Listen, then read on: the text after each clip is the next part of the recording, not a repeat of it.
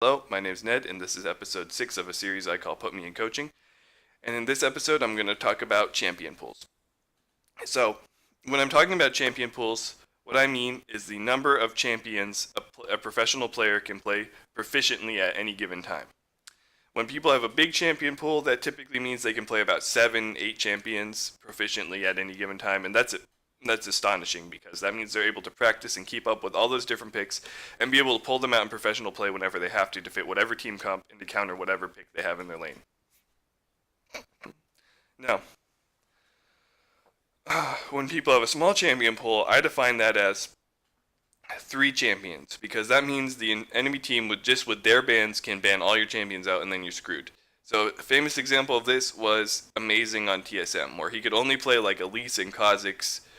And then if those champions got banned, he might pick Nunu or something, but it was never as good as his Elise or his Kha'Zix. Very small champion pool.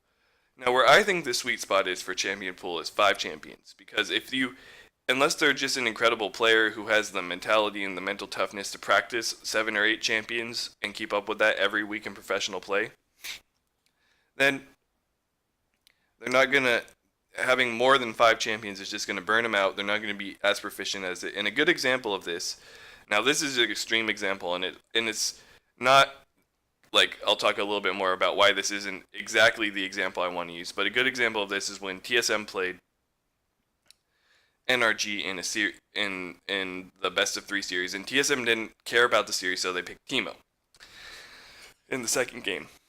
And now, the reason why they lost this series, or why they lost this game, they won the series, is not because Teemo is just drastically inferior to all the other top lane picks, right, that they could have picked in the meta, which is true, he is. He's not as good as them, otherwise he'd be picked. Is that Hanser had never played a single game of Teemo in his life. It was really clear to me because he was making mistakes that if you played, and maybe that's an exaggeration, he's probably played Teemo before in his countless hours of League of Legends, but he was making mistakes that anybody who's played Teemo ever basically knows not to make. Like, the biggest one was when he hit somebody with the toxic shot, and then he took tower aggro because the poison was still on the person. Anybody who's played Teemo ever knows not to take that tower aggro because they know the poison's going to damage him. But he died to turret because he took the aggro from his poison. So that's why it's important to have the practice and the mastery of your champion. Now, of course, it was just a joke game, and he clearly does not want to waste time practicing Teemo, but the point is, the mastery that you have of your champion is important. So if you're spreading it out over 7 or 8 different champions, and you don't have the time to practice or the mental toughness to practice sufficiently on those champions to play solo queue all hours of the day, then you're not going to be able to be proficient with those champions on a competitive scene. Counter to that, if you don't play enough champions, you can just get banned out and lose because you won't be able to play. You won't be practiced on the other champions because you didn't play enough. So the Sweetshots 5, and I'll tell you why.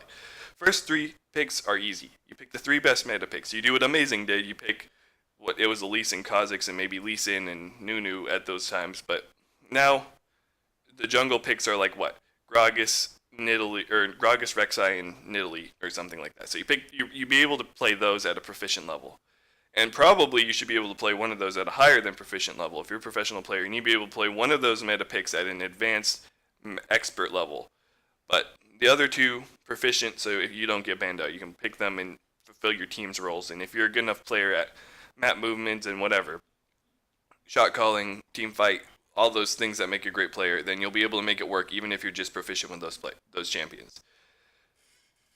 The 4th pick you need to have is also a meta pick, but this one's maybe not, if you watch my champion select my pick Banface video, not in the S tier of champions, but maybe in the A tier of champions, because the 3 best picks from that role you've already been able to master and practice.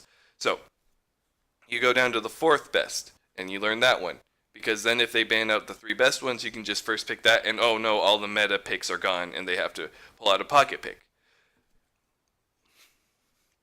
So, the 5th one, this is where it gets interesting, is a pocket pick. Every player should have a pocket pick on top of the 4 meta picks they already know.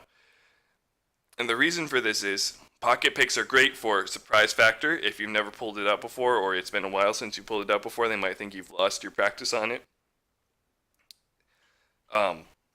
And oftentimes pocket picks are great for countering other champions. The best example of this is CLG's versus TSM.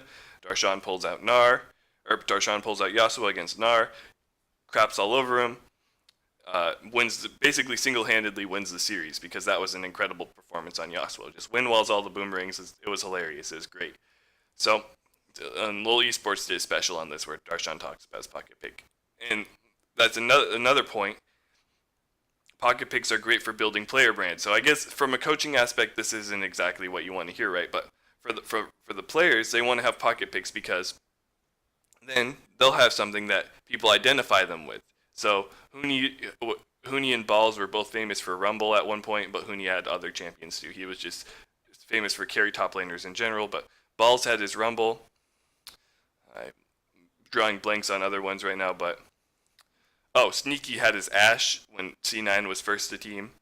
It was picks that weren't generally. Elimination had the Zyra, picks that weren't generally played, but then the players made them their own for counter picks or because they thought they could work it into their team comp, their specific style of team play. So if they have that pocket pick, it's good for the surprise factor. It's hard for other teams to practice against it because if they tell.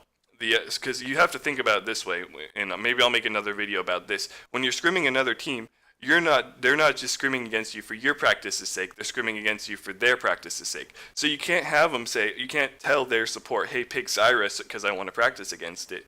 Number one, that wouldn't work as well because they're not obviously going to be as good as Zyra as the team who really wants to play in a professional play. And two, the other team doesn't want to play Zyra. They want to pick their support to practice with. They want to pick Braum and Bard and Alistar so they can be good in their bot lane, Soraka. They want to pick all those meta supports and they want to practice that. So scrimming goes both ways. So if you have a pocket pick, it makes it hard for other teams to practice against it. And that's the case of what happened with that Gnar versus Yasuo. First of all, they weren't expecting it, it didn't seem like, because they picked Gnar, which is just the worst pick you could have played into Yasuo. And second of all, how would they know how to play against it if they can't play against it in scrims? So to reiterate my points, you want 5 champions, 3 of the best meta, the 4th best meta champion, and a pocket pick. Thanks for watching. That's where I'll leave off the video. Bye.